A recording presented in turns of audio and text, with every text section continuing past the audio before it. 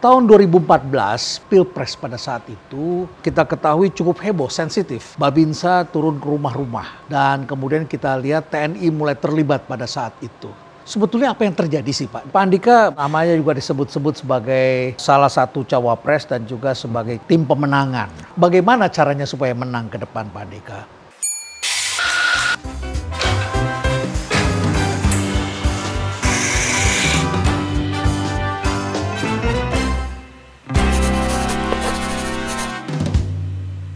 Selamat datang Pak Andika. Aduh, terima kasih. Rumah Perubahan, khususnya di Cafe Breezy.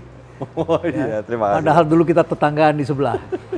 Kalau saya tahu dari dulu, mampir udah nih, Bro. Ya, sayang kita belum cukup dekat pada waktu itu ya. Tapi terima kasih, saya sempat memancing dan sempat membuat konten. Setelah Pak Andika pensiun, banyak netizen yang bertanya kepada kami. Bahas Pak Andika, bahas Pak Andika. Saya bilang iya ya, kemana Pak Andika? Maka saya bikin judul, Kemana Jenderal Andika? Ya, terima kasih Bro. Alhamdulillah, puji Tuhan. Ternyata rakyat juga kemudian mendengarkan dan kemudian mencari dan mungkin mereka rindu sama Bapak. Kemana selama ini setelah pensiun Pak? Ya kan kita sudah 40 tahun Prof. Oh, 40 tahun sebagai tentara. Iya, mulai dari masuk, diterima, sampai dengan kemarin pensiun kan 40 tahun Prof. Ya. Jadi ya sempatlah 3 bulan kita benar-benar spend time sama Hetty, Andrew. Andrew belum ada, tapi dengan Angela. Terus Andrew datang kebetulan, mengunjungi Alex di Surabaya. Jadi habis itu baru kerja. Kerja terus sampai kemudian waktu untuk keluarga tidak sebanyak sekarang. Oh ya. Maksudnya 3 bulan benar-benar off. Nah April saya mulai kerja, walaupun sebagai komisaris swasta tapi Bro. Oke, jadi tetap beraktivitas ya. Harus. Dan bukan hanya olahraga saja tentunya. Iya jangan Bro. Baik Pak Andika. Nama Pak Andika ini kemudian masuk juga sebagai dalam bursa cawapres. Ya, apa tanggapan Pak Andika? Sebetulnya kan tidak bermimpi lah, Bro, sampai sejauh itu. Saya benar-benar hanya ingin mulai masuk ke dalam sistem politik nasional. Tetapi bahwasannya kemudian ada yang mengangkat kemungkinan-kemungkinan. Ya saya merasa terhormat karena sebetulnya saya hanya ingin masuk, saya hanya ingin mulai karir saya kedua, karena saya anggap karir kedua ini jangka panjang juga. Karir pertama 40 tahun, karir kedua ini kalau harapan hidup orang Indonesia sekarang hampir 72 tahun, ya kira-kira masih 14 tahun lagi lah. Pak Andika selama Bapak di tentara ini banyak sekali yang memberikan feeding kepada kita informasi. Mereka mengatakan ini jenderal bersih. Ini jenderal yang sangat hati-hati, jadi tidak mau sembarangan, tidak spending, tidak memainkan dana komando. Dengan bekal yang Bapak sudah pelihara selama itu, menghadapi ke depan, kira-kira kalau Bapak terpilih sebagai wakil presiden, kira-kira apa sih program untuk supaya Indonesia ini tetap bisa berintegritas begitu ya? Karena ini impian kaum muda kan tentunya. Betul Prof, jadi kan kita juga mengukur Prof ya, ekonomi kita memang 56% lah, itu kan naik turun, tapi sekitar segitu kontribusi dari consumer spending atau consumption. 56% adalah consumption. Iya, tahun 2022 Prof. 2022. Nah kemudian untuk investment itu sekitar 31,6%. Itu nomor 2 terbesar. Investment ini ada yang dari luar, ada yang dari dalam. Proporsinya kira-kira 60-40%. 60% yang dari luar, 40% dari dalam. Nah, memang government spending itu cuma 8,2. Jadi masih kecil ya government spending dibandingkan itu. Tapi ini besar tadi ya, consumption yang besar ya. Walaupun kecil menurut saya, tapi justru di situ salah satu yang diukur, Bro. Kalau kita ingin orang invest ke sini, orang luar. Karena itu kan salah satu peluang, Bro. Betul. Jadi bayangin tetangga kita, masa Singapura ya, itu kan menjadi tujuan nomor 4 terbesar di dunia untuk investasi, foreign direct investment. Padahal kan juga satu wilayah sama kita, variabel yang mengelilingi juga mungkin tidak terlalu berbeda. Tapi yang membedakan kecil, tapi yang membedakan memang berarti beberapa indikator, misalnya dalam governance. Ya, misalnya accountability, rule of law, control of corruption itu kan di governance Index. Itu semua menjamin kepastian orang berusaha. Menurut saya, Ya. karena di Global Competitiveness Index juga itu kan tiga ini Amerika, Hong Kong dengan Singapura itu tiga terbesar untuk Global Competitiveness Index. Artinya nggak salah kenapa orang berlomba untuk invest di Amerika. Karena Paling besar sekarang kan di Amerika, Prof. Di Amerika, 23% investasi dunia. Itu jatuhnya di Amerika. Apalagi mereka pegang high tech semua di sana. Nah, yaitu. Kedua Cina, ketiga Hong Kong, keempat Singapura. Nah, jadi Amerika, Hong Kong, Singapura memang dalam Global Competitiveness Index paling atas. 12 yang diukur, institution diukur.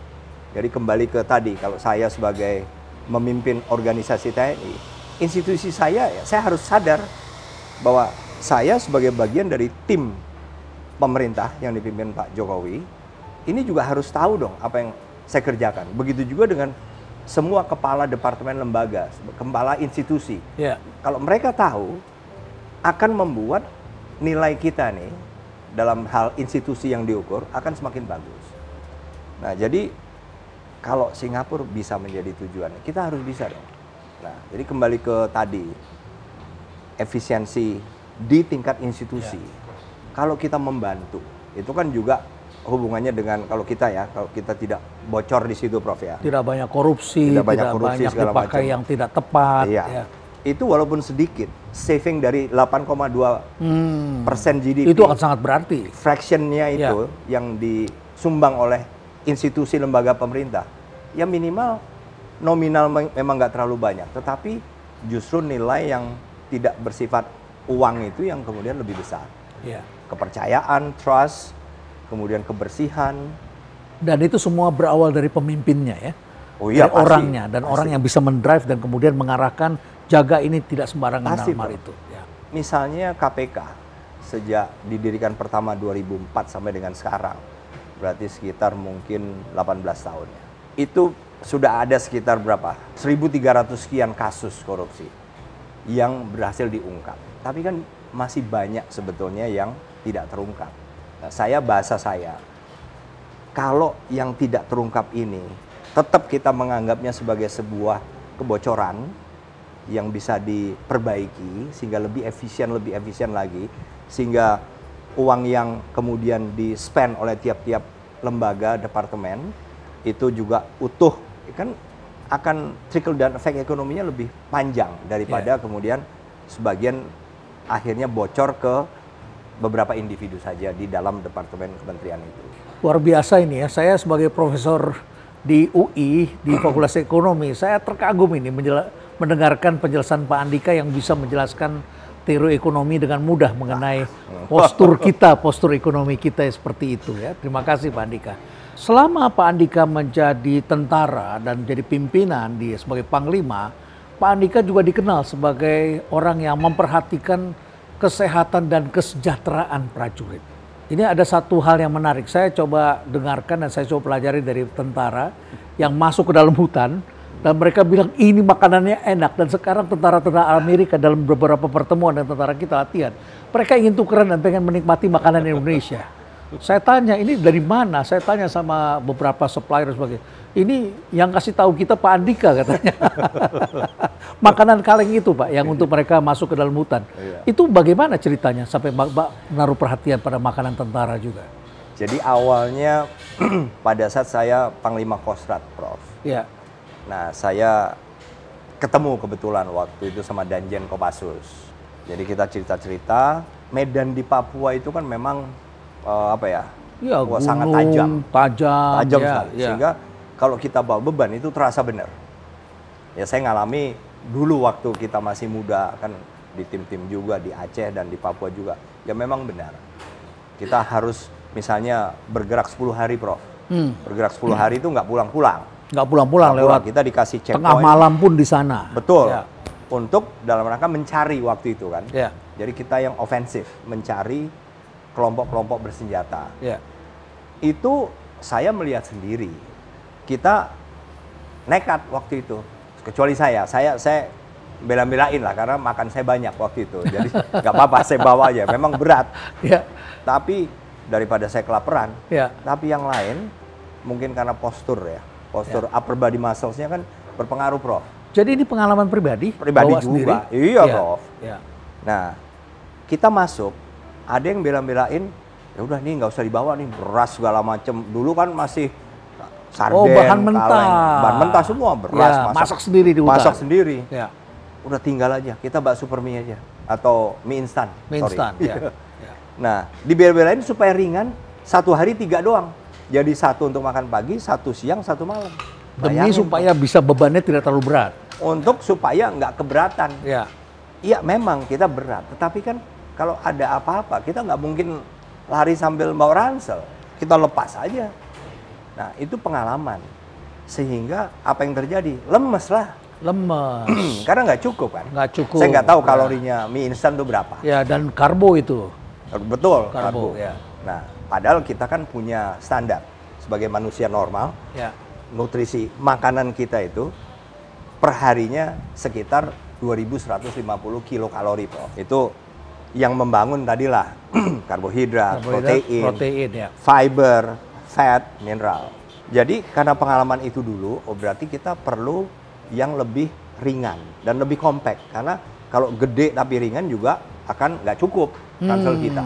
Jadi size-nya pun matters ya. Betul. Ya. Nah, kembali ke percakapan saya waktu saya Pangkostrat dengan Danjen Kopassus. Danjen Kopassus menyatakan ya kita memang harus cari pengganti makanan.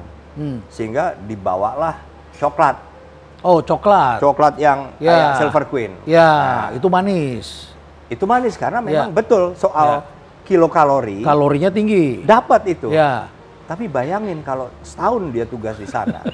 Setiap kali gerakan bawanya itu kan Bisa diabetes itu. langsung diabetes tuh, Bro. Kan gitu. Ya, ya. Jadi begitu, dan kebetulan pengalaman pribadi saya dulu juga. Ya.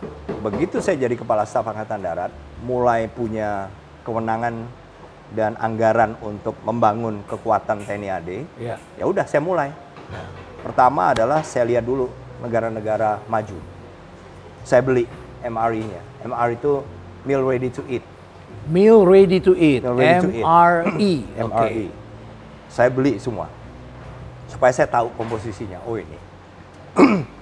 Oleh karena itu, saya mulai mendesain. Sebetulnya saya menggunakan teknologi yang sudah ada, Prof. Ya. Memang teknologi terbaru, tapi sudah ada. Berarti kan menggunakan teknologi yang dari commercial off the shelf. Yang sudah ada. Yang sudah ada Sudah di toko. tersedia. Ya. Ya. Tapi mungkin tersedia di negara maju. Di negara maju udah dibikin produknya oleh mereka. Oleh mereka. Ya. Karena mereka itu sebagai pengganti makan itu kadang-kadang mereka bikin cookies doang, Prof.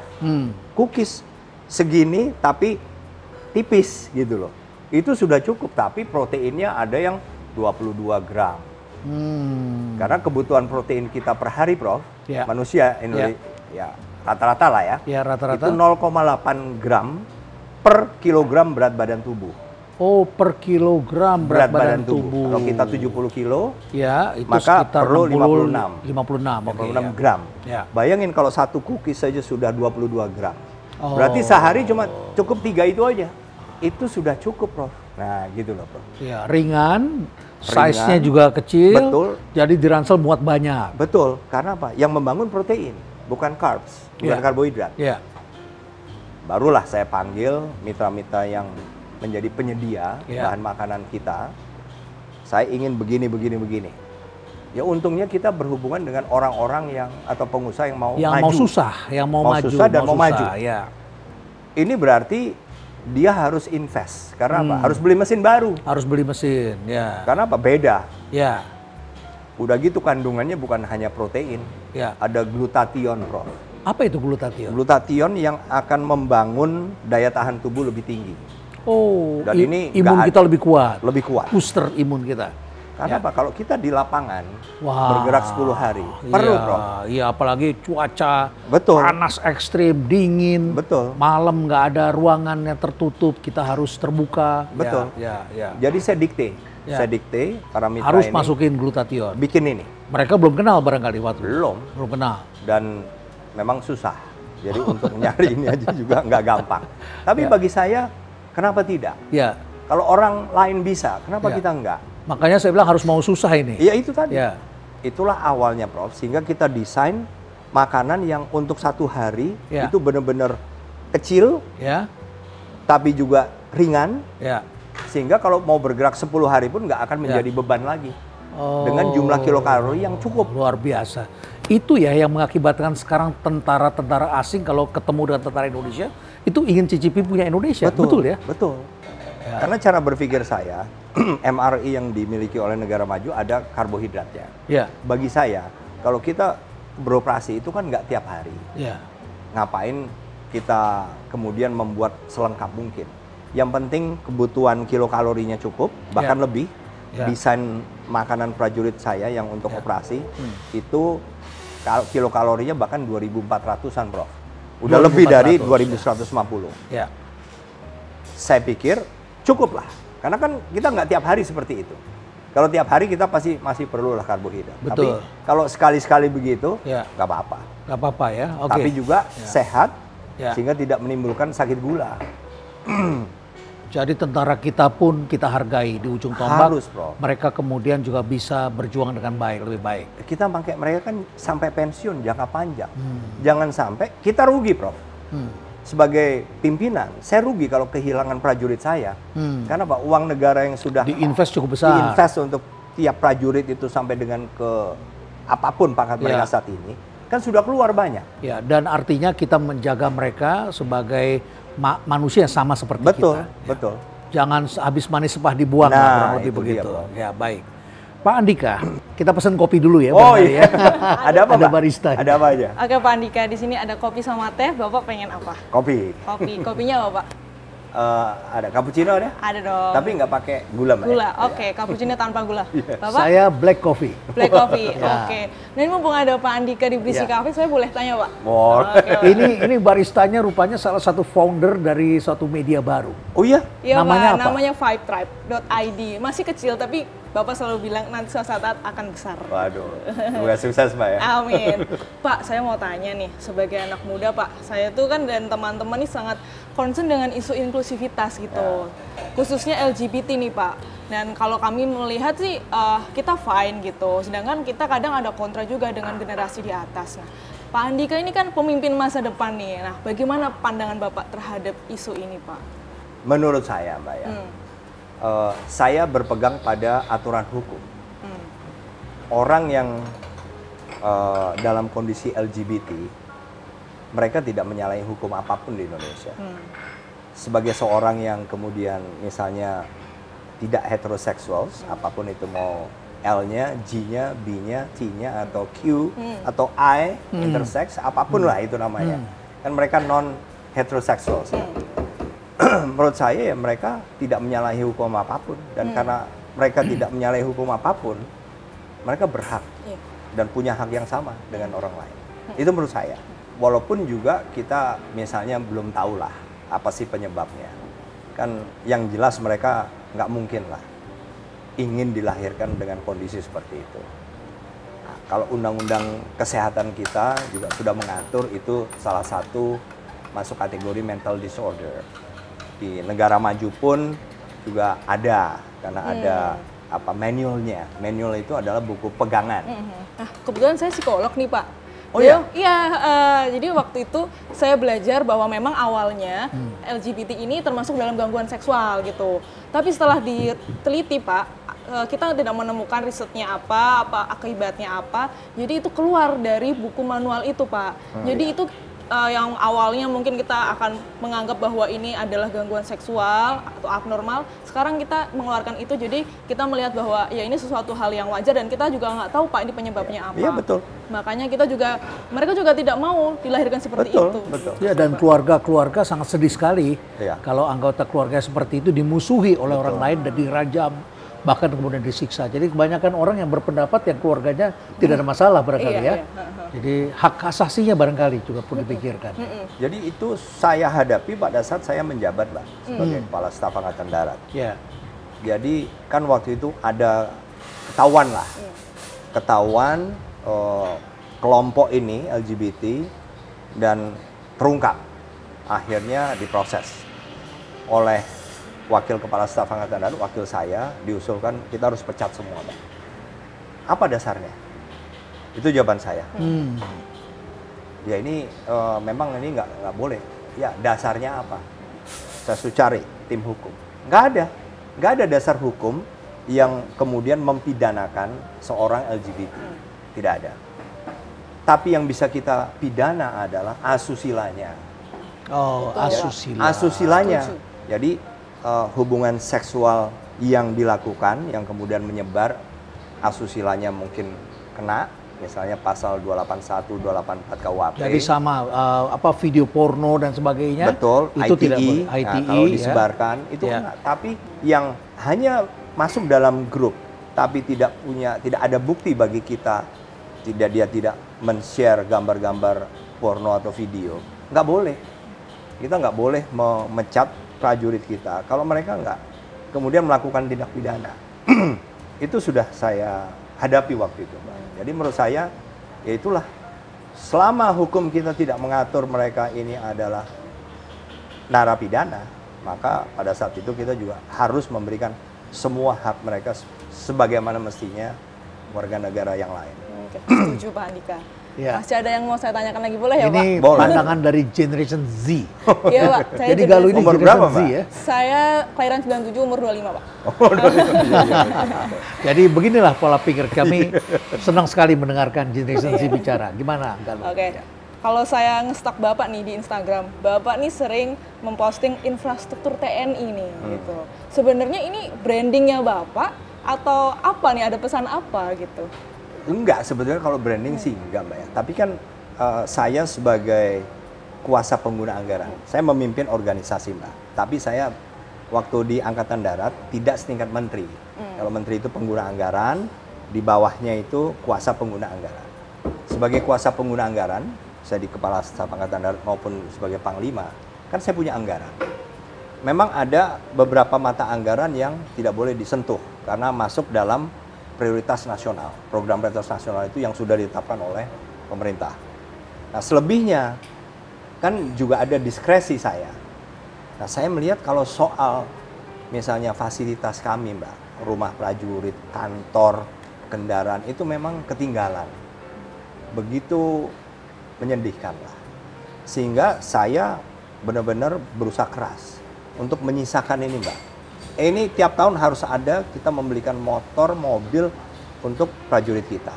Supaya jangan pakai kendaraan pribadi. Ini masuk Babinsa yang motor maupun yang tingkat-tingkat, misalnya komandan peleton segala macam lah, Mbak. Nah, terus juga perumahan yang begitu menyedihkan karena memang, waduh, saya nggak usah di luar Jawa, Mbak. Saya ke Jogja, ada batalion 403 waktu itu. Itu hampir 80% dari satuan itu. Karena kan di situ ya kantor, di situ perumahan keluarga, di situ ya barak untuk prajurit yang masih single. 80% rusak. Dan bahkan 60% itu udah nggak ditinggali lagi. Karena udah nggak ada sama sekali atas ini. Plafon nggak ada, genteng nggak ada. Ya mau nggak mau kan kita harus lah, Pak. Nah, karena saya menganggap itu prioritas, walaupun itu sesuatu yang mungkin bisa saja saya mengembalikan seperti semula. Tapi saya buat sekalian lebih bagus. Supaya pantas sesuai dengan standar sekarang. Kalau standar sekarang kita toiletnya duduk, ya duduk lah. Jangan tetap jongkok. Mandinya jangan lagi pakai ember, tapi pakai shower. Begitulah, Mbak. Jadi menghargai prajurit itu penting Harus, sekali. Bro. Harus. Kalau saya, Bro. Berarti nih Pak Andika cocok nih jadi pemimpinnya Gen Z karena kita sangat mementingkan kesejahteraan dulu, Pak. Oh gitu? Iya gitu. Menurut Jadi pikiran bahagia Gen Z, Pak, dulu ya? gitu, Pak. Yang Oh. penting bahagia dulu. Bahagia dulu ya. Iya. Oke. Kalau gitu saya izin menyiapkan pesanan Bapak ya. Ya, terima kasih Thank you. Galuh. Iya. Ya, tetap bahagia. Ya, baik. Seperti itulah generasi Generation Z, Pak Andika. Gitu, Makanya Prof, ya? mereka bicaranya work-life balance. Oh. Walaupun belum punya rumah, tapi pengen nonton konser mereka ya. Oh, gitu ya? Ya, generasi baru beda dengan generasi kita yang kerja keras dulu. Kita harap nanti setelah Safe. itu kita bisa bahagia Thank gitu you, Pak. ya. Makasih. Mari kita ngopi, Pak Andika. Ya, masih panas ya. Di Breezy Cafe, terima kasih Breezy Cafe. Ya. Saya minum, Prof. Ya? Silakan, Pak Andika. Waduh, Ya. mantap. Segar ya, segar ya, makasih ya. Baik Pak Andika, Generation Z ini ditambah dengan adik-adiknya barangkali akan menghadapi situasi politik dunia yang berbeda sekali dengan generasi kita. Perang dingin berakhir 89, generasi saya, generasi Pak Andika bisa menikmati masa cukup damai, cukup panjang. Kita bisa globalisasi, pergi kemana-mana. Sekarang mulai terputus di sebagian bumi ini. Perang dingin kedua kelihatannya mulai terjadi. Seperti apa sih geopolitik ke depan? Saya yang deket-deket aja, Prof. Ya. Kalau terlalu jauh mungkin kurang terasa lah dari sekarang. Jadi yang deket jelas sekarang kan Ukraine. Ukraine ini dampaknya kan sudah terasa nih, Prof. Oh iya. Misalnya minyak, ya energy prices index ini secara umum naik 3 kali lipat, Prof. Naik 3 sejak kali 2020. lipat. Ya. Memicu inflasi di banyak negara. Betul. Ya. Yang tadinya sekitar 80-an sekarang 257. Terus non-energy price index juga begitu. Minyak goreng, gandum. Kemudian termasuk CPO segala macam. CPO, ya. Itu naiknya 1,5 kali lipat. Kita kan memang ada untungnya sih. Ruginya ada. Petroleum naik. Ya. Sekarang masih 86. Tapi pupuk juga, bahan baku pupuk tidak datang dari sana. Betul, Prof. Betul. Walaupun jauh secara geografis secara dari kita, jauh, tapi memang dunia kita kan sudah saling terhubung, interrelated. Yes. Udah nggak mungkin kita bisa menghindar, Prof. Menurut saya. Jadi inflasi yang dipicu oleh konflik Ukraine masih lama nih, Prof. Masih lama. Masih panjang. Masih panjang. Akan dihadapi oleh bangsa-bangsa. Betul. Karena apa? Karena bukan saja kedua pihak ini masih belum mau ngalah. Rusia yang tadinya ngasih Ukraine untuk tetap ekspor untuk grain, khusus grain, makanan ya, wheat, kemudian corn, itu dia stop. Jadi lebih parah lagi kan kondisi. Lebih parah. Berarti kecukupan pangan untuk negara-negara berkembang yang membutuhkan ini juga akan struggling. Apalagi jumlah penduduk meningkat terus. Betul, itu nggak bisa dibendung juga. Jadi ini nggak akan kelihatan akan selesai dalam waktu dekat, nggak akan. Nah, dalam kondisi seperti ini kita juga harus beradaptasi nih, Prof. Walaupun benar kita rugi karena petroleum naik, tapi kita di sisi lain untung juga karena kebetulan nikelnya juga naik, kemudian batu bara naik, yang kebetulan kita produksinya cukup banyak. Jadi ada balancingnya lah, sehingga ekspor kita tahun lalu kan jadi surplus. Kita bagus. Surplus, karena memang kebetulan, bukan by design sebenarnya. Nah, penyesuaian ini kan juga tidak mudah. Nah, belum lagi yang mungkin akan terjadi di Laut Cina Selatan. Taiwan lah, epicentrumnya kira-kira di Taiwan. Sudah mulai itu gontok-gontokan itu. Sudah mulai, karena benar-benar antara superpower Amerika dengan Cina ini benar-benar makin menajam. Makin menajam. Khususnya tentang Taiwan. Cina nggak pernah terjadi. Sudah kemudian mengirim armada, Prof. Betul. Itu kan sign armada lautnya, kapal lautnya dengan pesawat lebih dari 100 untuk menuju ke Taiwan. Ya memang itu show of force, tapi kan pada saat yang bersamaan menunjukkan udah mulai serius nih. Gue nggak main-main nih. Bagaimana ketergantungan kita masalahnya? Itu di atas kita persis itu. Persis di atas kita. Dan pemainnya, Prof. Kalau tadi Ukraine dengan Rusia yang direct ke kita nggak ada, itu pun kena getahnya kita. Dua ini, Prof, Cina tujuan ekspor kita terbesar kan ke Cina, Prof. Jadi kalau Cina, Amerika tujuan ekspor kita kedua terbesar. Jadi setelah Cina, ekspor terbesar kita ke Amerika, Prof. Ketergantungan kita besar pada dua bangsa ini. Bayangin kalau dua-duanya sedang konflik, berarti kan demand akan turun, Prof. Karena pasti sumber daya diarahkan untuk ekspor mendukung. kita jadi bermasalah. Kita berarti nggak punya tujuan ekspor atau terganggu. Ke Amerika juga begitu. Foreign direct investment juga begitu. Dari Cina ini nomor 2 terbesar ke kita ini, Prof. Dari situ saja kita juga pasti harus mulai menyiapkan nih, apa ya, kalau tujuan ekspor terbesar ke Cina, berarti kita harus mulai cari tujuan ekspor alternatif, Prof. Diversifikasi. Harus. Pemerintahan Pak Jokowi sudah membuat misalnya kesepakatan di awal Januari nih, yang Regional Comprehensive Economic Partnership di utara dengan Jepang juga, South Korea juga, selatan Australia, New Zealand juga dengan Afrika segala macam. Jadi menurut saya ini sudah mulai dilakukan untuk mengantisipasi Tapi kan tetap masih kurang, kita harus Yeah. lihat buktinya dong. Ya, ya. Mumpung masih ada waktu, kita nggak Yeah. tahu kapan ini meledak. Ya.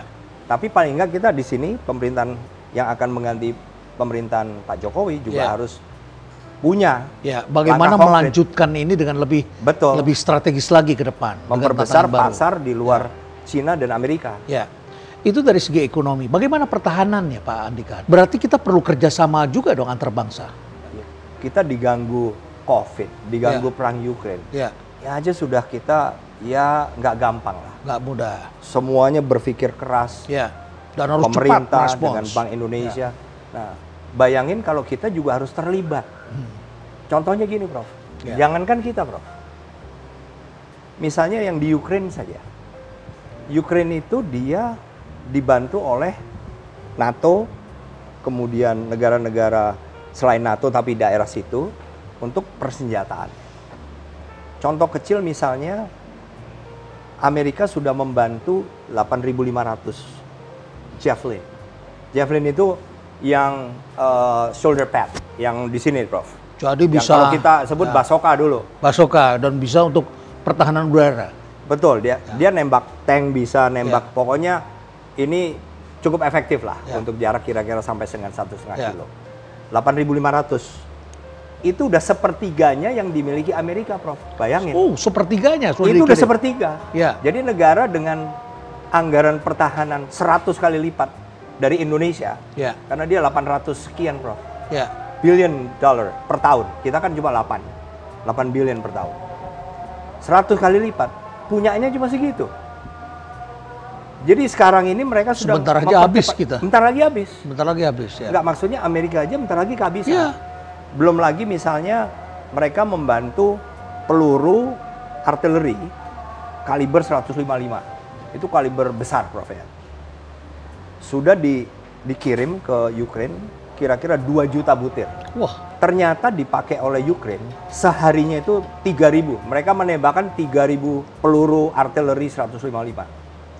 Jadi yang perang di Ukraine, tapi negara-negara besar yang Harus anggaran mensupport pertahanannya itu, besar pun, Ya. itu kelabakan, Prof. ya, Karena stoknya. ya, Nah, sekarang yang di Laut Cina Selatan tadi, ya, Amerika sudah melakukan simulasi.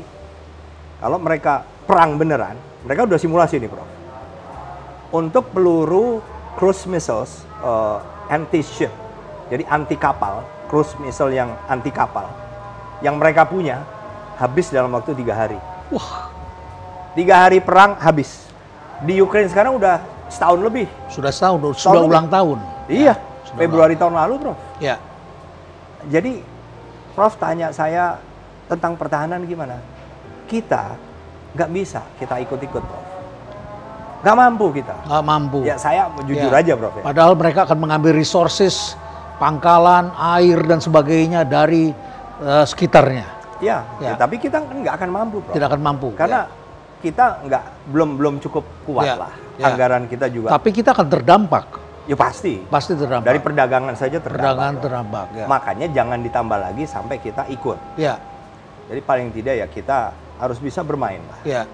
Berarti tidak bisa sendirian kita. Nggak bisa, Prof. Nggak bisa sendirian. Nggak bisa. Saya jadi ingat Pak Andika. Pak Andika sempat membuat satu hal yang menarik. Bagi saya ini satu kebaruan. Garuda Shields. Dan Pak Andika kemudian membuat bersama-sama dengan pasukan dari berapa negara itu ya? 13. 13 negara.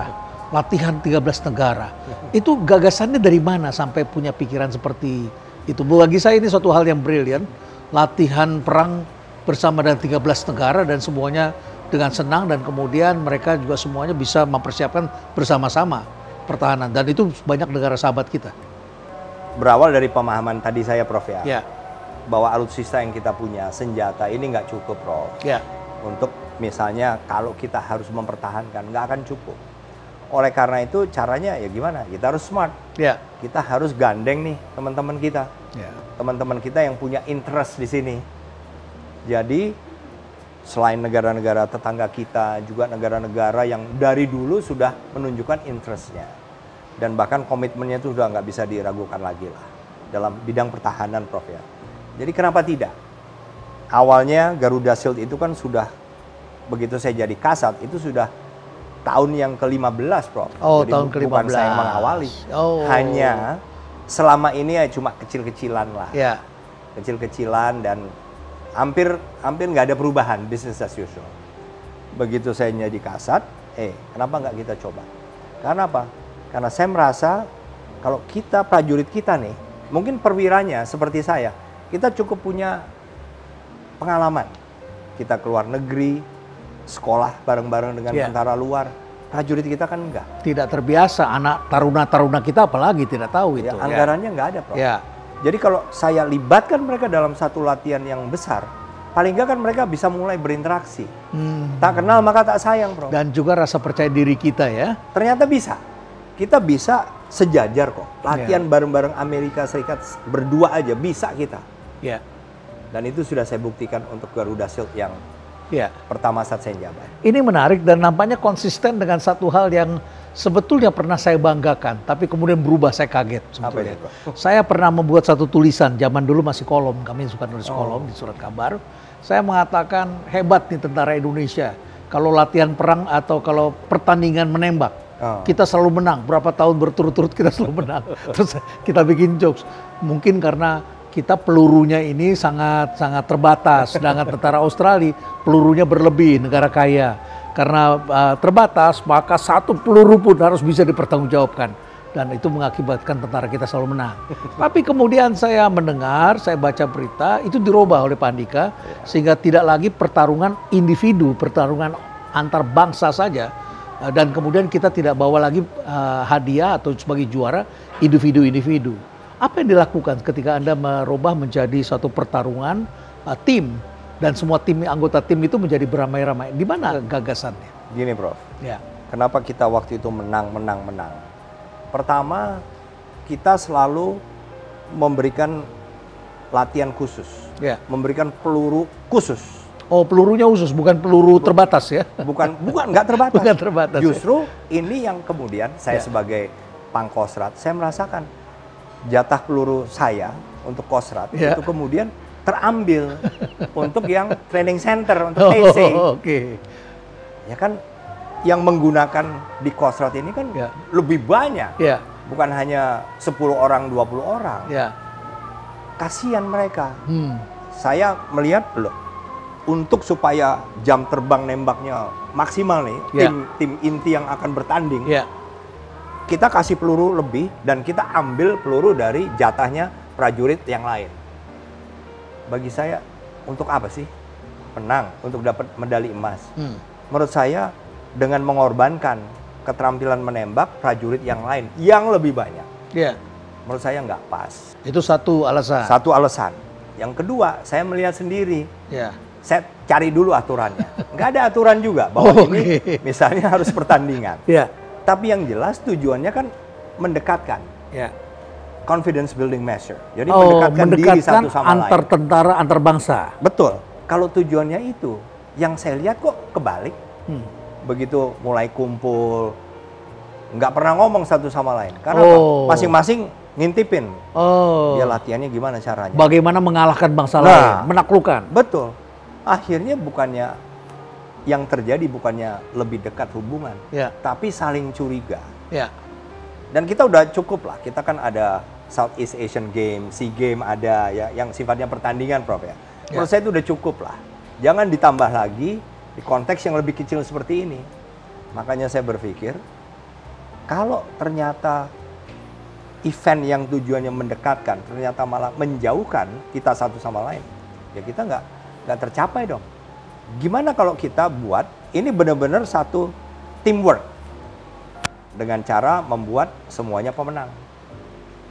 Jadi kita bertanding tidak membawa nama negara. Jadi tiap tim ada 10 negara. Karena ASEAN kan 10, Prof. Jadi mencapai tujuan sendiri. Tujuannya itu yang dicapai. Betul. Dan benar, Prof. Begitu semua 10 negara, masing-masing negara buat 4 tim. Masing-masing negara. Masing-masing tim A, B, C, D. Yang tim A kumpul jadi satu, jadi tim A. B, C, D, dan seterusnya. Jadi kalau tim A menang, ya 10 negara yang menang. Semuanya menang. Dan akhirnya persahabatan muncul, sehingga pertahanan wilayah. Dari pertahanan negara, gotok-gotokan, menjadi pertahanan bersama, betul. attitude-nya berubah. Betul. Ya, Ya, itu Prof, menurut saya ya. Dan ternyata benar, kita bisa ya. kok. Dari mana sumber-sumber pemikiran seperti ini, Pak Andika? Ya mungkin empati. Saya melihat dulu, ya dulu mengalami, melihat yang menurut saya, menurut penglihatan saya ini harus diperbaiki. Ya, begitu saya ada kesempatan memimpin, saya perbaiki. Baik.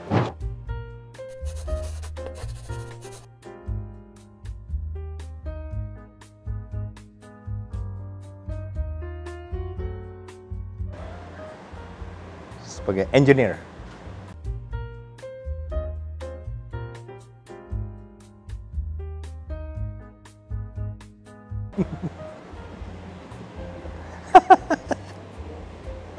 Waduh, harus dijawab nih ya.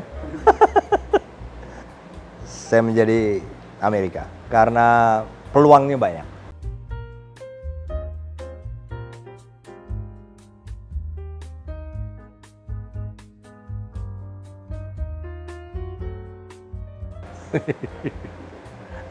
Harus dijawab juga ya. Ya cawapres lah.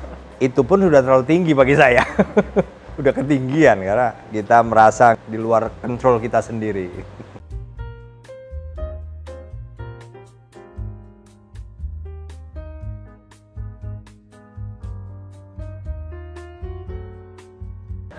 Menteri bidang saya, ya Menteri Pertahanan atau Polhukam, itulah.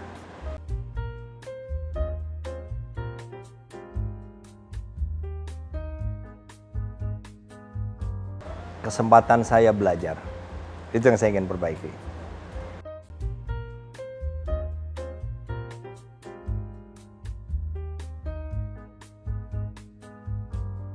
Saya ingin belajar dari beliau bagaimana mengembangkan potensi speech-nya atau ketajaman melihat apa yang bisa membakar perasaan orang, itu yang menurut saya sangat luar biasa, dan visi ya. Oke, thank you. Pak Andika, Bapak namanya juga disebut-sebut sebagai salah satu cawapres dan juga sebagai calon tim pemenangan. Ya. Bagaimana caranya supaya menang ke depan, Pak Andika? Ya menurut saya tentu ini sebagian rahasia tidak perlu diceritakan, tetapi kalau bisa filosofinya ada ya. Filosofinya kita bisa menang kalau semua ikut terlibat. Semua ikut terlibat. Crowdsource. Oke. Jadi kita boleh punya tim pemenangan dengan konsep segala macam, tapi juga karena span of control negara kita yang begitu luas dan pulau-pulau geografisnya, saya kok merasa bahwa tidak mungkin kita punya span of control bisa mengendalikan detail sekali sampai di mana sana. Jadi lebih banyak sebetulnya inisiatif dari bawah yang kita biarkan to some extent. Karena apa? Karena tanpa mereka maka kalau benar-benar mengandalkan konsep strategi ini, menurut saya tidak se-efektif kalau justru keroyokan. Jadi berjuang bersama-sama. Betul. Dan participation ya. Betul. Jadi bukan leader driven tetapi peer driven begitu. Betul. Ya. Peer driven. Kita dari atas ini tim pemenangan nasional mungkin cukup rambu-rambunya saja. Ya. Baik, Pak Andika, ini agak sensitif sedikit. Bapak boleh jawab ini atau bisa ceritakan kalau memang Bapak merasa bahwa ini perlu diceritakan kepada bangsa. Tahun 2014 pada saat terjadi Pilpres pada saat itu, peralihan dari era sebelumnya kemudian menuju Pak Jokowi pada waktu itu, dan kita ketahui cukup heboh, sensitif. Babinsa turun ke rumah-rumah dan kemudian kita lihat TNI mulai terlibat pada saat itu. Sebetulnya apa yang terjadi sih Pak, dan bagaimana kita mengantisipasi supaya rivalitas ini fairness ya, dan juga bisa orang tidak perlu khawatir karena toh yang terpilih adalah putra bangsa semuanya. Ya, yang jelas mungkin saja ada kekurangpahaman. Ya. Kekurangpahaman. Memang saya ingat tuh. Ya. Ada waktu itu yang Babinsa kemudian ketahuan. Ya, mendata rumah ke rumah, difoto orang. Ya. Dan menunjukkan foto-foto. Saya ingat sekali. Yang jelas insiden seperti itu tidak boleh terjadi. Karena apa? Karena itu merugikan semuanya. Bukan merugikan bagi yang lawan atau lawan yang tidak didukung, tapi menurut saya merugikan semuanya. Ya. TNI tetap netral sesuai dengan undang-undang. Ya. Karena itulah memang peran yang harus dijalankan. Dan untuk memastikan tidak terjadi lagi ya harus kombinasi, Prof. Selain memang harus ada instruksi dari pemerintah sendiri bahwa semua yang harus netral, ASN, TNI, Polri, mereka harus netral. Tapi juga harus ada pengawasan. Dan pengawasan ini menurut saya tidak bisa tidak. Walaupun kita yakin, tapi harus siapa yang mengawasi? Ya masyarakat. Crowdsource tadi. Nggak bisa juga kalau kita bentuk tim untuk mengawasi, nggak mampu, Prof. Sekarang semua orang takut kalau dengan viral ya, bukan takut dengan institusi, tapi viral. Kalau viral pasti semua orang bergerak. Betul. Jadi sosial media pun ini akan membantu sebenarnya, membantu dalam hal pengawasan tadi. Karena apa? Karena kita ingin seperti yang Prof bilang tadi, ini menjadi ajang kita untuk memilih, tapi juga bukan untuk menjatuhkan kita. Karena siapapun yang menang, harapan kita ada di pemenang itu kok. Apapun misalnya preferensi kita. Tapi harapan kita karena yang akan memimpin 5 tahun ke depan adalah yang terpilih. Yang terpilih. Kita harus dukung. Karena apa? Karena kita kalau nggak kita bantu sebagai masyarakat nggak bantu, susah pemerintah untuk bisa mewujudkan policy-policy-nya. Luar biasa Pak Andika. Jadi para penonton semua, kita sudah mendengarkan sebagai salah satu calon wakil presiden ya. Kalau Tuhan menghendaki tentunya. Dan kita sudah mendengarkan ternyata Pak Andika ini bukan hanya piawai dalam olahraga seperti yang sudah sering kita lihat ya. Bukan hanya saja sebagai seorang family man, seorang yang benar-benar bagaimana keluarganya Anda sudah sering lihat, tetapi juga adalah seorang pemikir. Dan tadi kita sudah dengarkan pemikiran tentang ekonomi, postur ekonomi, kemudian juga bagaimana pandangan tentang Generation Z, kemudian juga kita bicara tentang masyarakat kita yang berubah, geopolitik dan lain sebagainya. Ini adalah tantangan besar yang dihadapi oleh bangsa ini ke depan, saya kira ya Pak Andika.